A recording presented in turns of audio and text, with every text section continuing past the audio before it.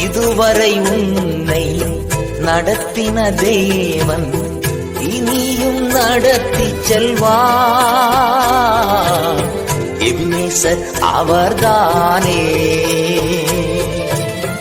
இதுவரை உன்னை நடத்திய தெய்வம் இனியும் நடத்தி செல்வார். எபினேசர் அவர்தானே.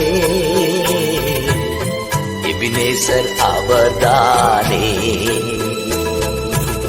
காக்கும் தெய்வம் இயேசு இருக்க கலக்கம் ஏன் மனமே, கண்ணீர் ஏன் மனமே, கண்ணீர் ஏன் மனமே. Download ShareChat.